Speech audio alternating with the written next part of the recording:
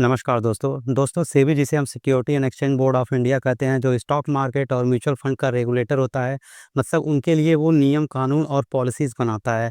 तो इस बार फिर से सेबी ने म्यूचुअल फंड नियमों में एक बड़ा बदलाव किया है। और वो क्या बदलाव है, इससे कौन कौन से म्यूचुअल फंड इफेक्ट होने वाले हैं, इसके बारे में इस वीडियो में हम डिटेल में बात करने वाले हैं। यहाँ स्क्रीन पे आपको कुछ म्यूचुअल फंड स्कीम के नाम दिख रहे होंगे, और आने वाले समय में ये सारी स्कीमें बंद हो जाएंगी। इनमें से अगर मैं लार्ज कैप फंड की बात करूँ तो एसबीआई लार्ज कैप फंड है, ICICI prudential large cap fund है।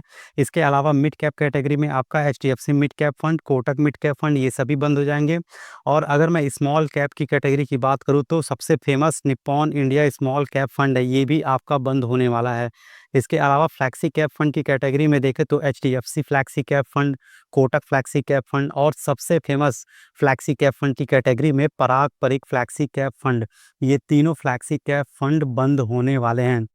तो खबर क्या है, चलिए इसको जानते हैं और जानते हैं कि क्यों ये सारे स्कीम आने वाले समय में बंद हो जाएंगे। हो सकता है 1 से डेढ़ महीने का समय लगे, मतलब प्रोबेबिलिटी है कि जो नियमों में बदलाव करने जा रही है सेबी, उसके तहत आने वाले 1 से डेढ़ महीने में, मतलब दिवाली से पहले-पहले या फिर सितंबर के लास्ट में या अक्टूबर के फर्स्ट वीक तक ये सारी चीज़ें चेंज हो जाए। तो सबसे पहले देखते हैं कि आखिर वो खबर क्या है। खबर ये है कि सेबी में अलाउज़ 2 म्यूचुअल फंड्स पर कैटेगरी।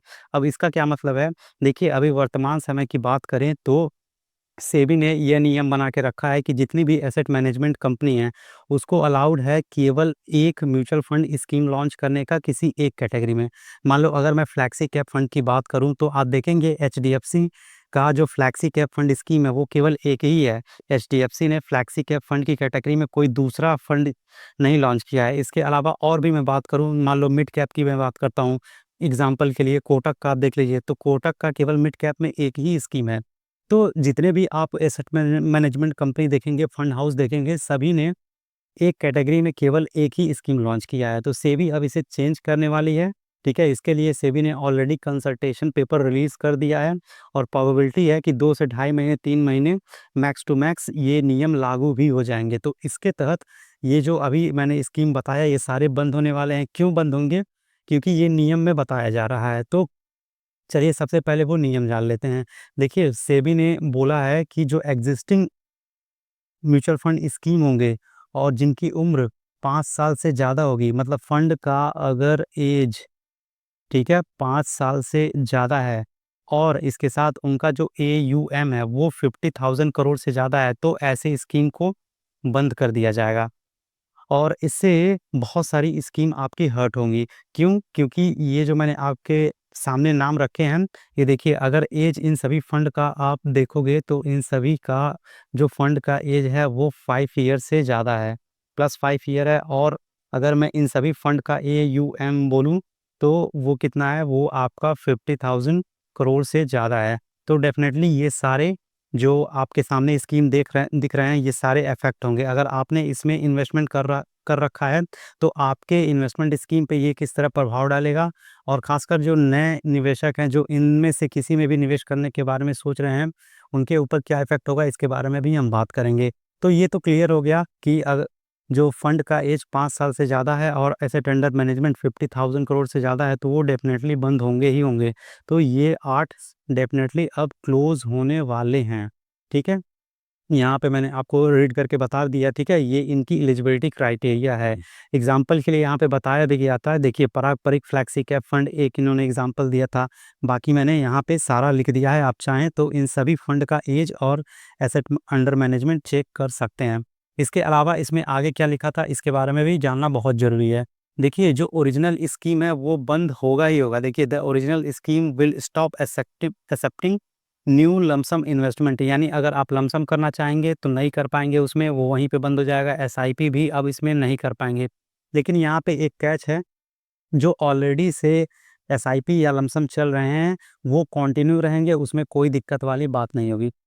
तो ऐसे इन्वेस्टर जो ऑलरेडी इस तरह के फंड में, ये जो 8 फंड मैंने बताया जो क्लोज़ होने वाले हैं, अगर उनमें ऑलरेडी निवेश कर रहे हैं तो उन पे कोई दिक्कत नहीं होगा। लेकिन जो न्यू एसआईपी या फिर लमसम, ठीक है?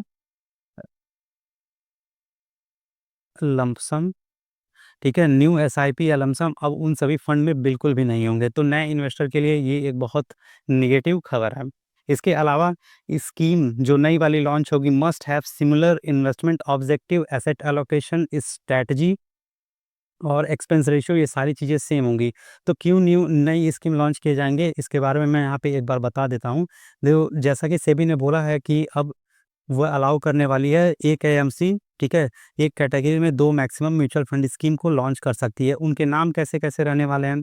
मान लीजिए एग्ज़ाम्पल के लिए मिड कैप कैटेगरी में देखा जाए तो HDFC mid cap fund series 1 पहला नाम होगा, दूसरा नाम होगा HDFC mid cap fund series 2। मतलब कोई भी अगर फंड लॉन्च होता है, मान लो एसबीआई लॉन्च होता है मिड कैप या फिर लार्ज कैप में लॉन्च करती है, तो उसका नाम 2 तरीके से होगा, SBI large cap fund series 1 और SBI large cap fund series 2। तो इस तरह उनका नामकरण किया जाएगा और इन दोनों फंड में आप देखोगे पहला वाला ओरिजिनल वाला तो आपका बंद हो ही जाएगा।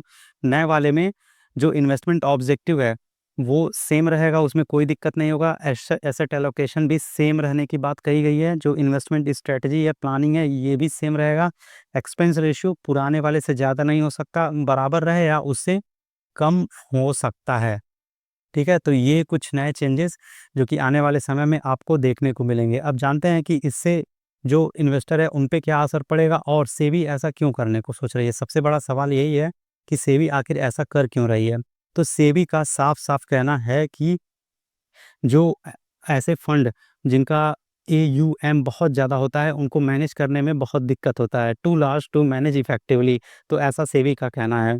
देखिए, इससे क्या इम्पैक्ट पड़ता है, अगर बहुत ज़्यादा फंड साइज़ हो किसी भी म्यूचुअल फंड स्कीम का, तो उससे जो रिटर्न है वो डाइल्यूट होता है, मतलब रिटर्न उतनी अच्छी तरीके से नहीं निकल पाता है कंपैरिजन टू स्मॉल एयूएम वाले फंड की तुलना में, और जिसकी वजह से जो फंड मैनेजर है उस पे ज़्यादा बर्डन पड़ता है, प्रेशर बनता है और उसकी जो स्ट्रैटेजी है वो भी कॉम्प्रोमाइज़ होती है। तो सेबी का मोटा-मोटा यही कहना है कि जितना ज़्यादा बड़ा फंड साइज़ होता है उसको मैनेज करना उतना ही फंड हाउस के लिए मुश्किल वाला काम होता है। 3 फंड मैनेजर, 4 फंड मैनेजर, कहीं-कहीं आप देखेंगे 5-5 फंड मैनेजर लगाने पड़ते हैं। तो उनके रिटर्न निकालने में, उन सभी फंड से रिटर्न निकालने में बहुत ज़्यादा दिक्कत होती है, रिटर्न डाइल्यूट होता है। इसके अलावा जो स्ट्रैटेजी होती है ना, वो भी कॉम्प्रोमाइज़ होती रहती है। वो उतना इफ़ेक्टिवली उतने बड़े फंड को मैनेज नहीं कर पाते। तो सेबी ने यही रीज़न दिया है जिसकी वजह से वो सोच रही है कि अब एक कैटेगरी में मैक्सिमम 2 फंड 2 स्कीम लॉन्च करने के बारे में सोच रही है। अब देखिए इस पे इन्वेस्टर का क्या रिएक्शन है, तो इसके बारे में भी एक बार हम देख लेते हैं। ये कौन है? ये हैं कीर्तन एशा, जो कि फाउंडर हैं क्रेडेंस वेल्थ के। इनका ये कहना है कि अगर मैं एक इन्वेस्टर हूँ इन सभी फंड में, मतलब कोई भी जो बंद होने वाले हैं, अगर उसमें ये ऑलरेडी निवेश कर रहे हैं, तो I will pull off my investment because fund can only see redemption and no inflow, this should hurt the performance of original old fund. तो इनका कहना है कि अगर मेरा पैसा इस तरह के फंड में लगा है तो मैं अपना सारा पैसा पुल आउट कर लूँगा, निकाल लूँगा। इसके पीछे का उन्होंने कारण बताया कि अगर ये स्कीम ये अगर जो नियम सेबी द्वारा लॉन्च किए जा रहे हैं, अगर ये लागू हो जाता है, तो जो ऑलरेडी इस तरह की फंड हैं, उसमें क्या देखने को मिलेगा? सिर्फ़ निकासी ही देखने को मिलेगा। लोग पैसा वहाँ से निकालेंगे, रिडेम्पशन होगा, कोई इन्फ्लो आएगा नहीं, जब लमसम होगा नहीं, जब एसआईपी होगा नहीं, तो वहाँ पे कोई इन्फ्लो होगा नहीं। तो इस वजह से क्या होगा कि जो ओरिजिनल फंड है, उसका परफ़ॉर्मेंस डाउन होगा, उसका परफ़ॉर्मेंस उतनी अच्छी तरीके से नहीं निकल के आएगा। तो एक तरीके से देखा जाए तो इन्वेस्टर के लिए एक ये नेगेटिव बात भी है। इसके आगे अब हम बात कर लेते हैं कि और क्या-क्या कहा है सेबी ने। तो सेबी ने बोला है कि जो फंड हाउस होंगे, उनको अनलिमिटेड स्कीम अलाउड नहीं है। मतलब अगर एक कैटेगरी में एक से ज़्यादा स्कीम वो लॉन्च करना चाहें, तो ये बिल्कुल भी नहीं है। मैक्सिमम वो 2 स्कीम लॉन्च कर सकते हैं किसी एक पर्टिकुलर कैटेगरी में एट एनी टाइम, ठीक है? तो ये चीज़ें हैं। दूसरा, what should investor which watch for, मतलब इन्वेस्टर को इसमें क्या देखना होगा, ठीक है? इसके बारे में यहाँ पे बताया गया है। तो देखिए, अगर आप फंड में इन्वेस्टमेंट कर रहे हैं जिसका एसेट अंडर मैनेजमेंट 50,000 करोड़ से ज़्यादा है और एज 5 साल से ज़्यादा है, तो वो अफ़ेक्ट होगा, डेफ़िनेटली वो बंद हो जाएगा, ठीक है? न्यू इनफ्लो उसमें नहीं आएगा, उसमें रिडेम्पशन आपको ज़्यादा देखने को मिलेगी। हालाँकि आपका जो एसआईपी और लमसम है वो कंटिन्यू रहेगा। इसके अलावा जो न्यू स्कीम लॉन्च किए जाएँगे, वो देखने में थोड़ा-सा अट्रैक्टिव लग सकते हैं, लेकिन फिर भी डाउट होगा क्योंकि उनका परफॉर्मेंस हिस्ट्री हमारे पास नहीं होगा। ये सारी चीज़ें की शॉर्टेज होगी। देखिए, जो नई स्कीम लॉन्च होगी, भले ही सेम कैटेगरी के हों, उसमें अगर देखा जाए तो वो एक तरीके से आपका एनएफओ ही होंगे, न्यू फंड ऑफर ही होंगे। और न्यू फंड ऑफर के साथ हमेशा ये दिक्कत होती है कि फंड मैनेजर कौन-सा होगा, पुराना वाला फंड मैनेजर होगा कि नया फंड मैनेजर होगा, इस बात की भी अभी क्लियरिटी नहीं है। तो यहाँ दिक्कत आने वाली है।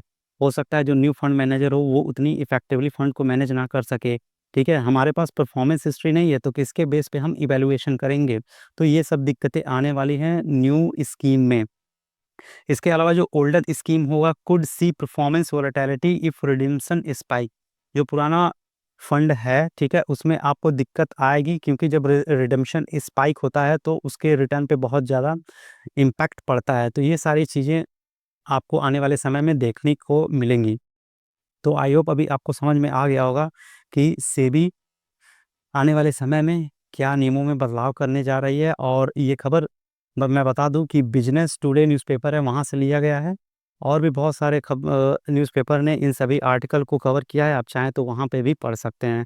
तो चलिए देखते हैं कि मतलब वेट करते हैं कि आगे सेबी क्या वाकई में इन सभी नियम को लागू करेगी, और लागू करने वाली है तो कब तक लागू करने वाली है, नए इन्वेस्टर और पुराने इन्वेस्टर पे इनका क्या इम्पैक्ट पड़ेगा, ये आने वाले समय में देखा जाएगा। तो ये वीडियो यहीं पे होता है समाप्त। अगर आपको ये पसंद आया हो तो इस चैनल को लाइक करें, शेयर करें और सब्सक्राइब करें। Thank you.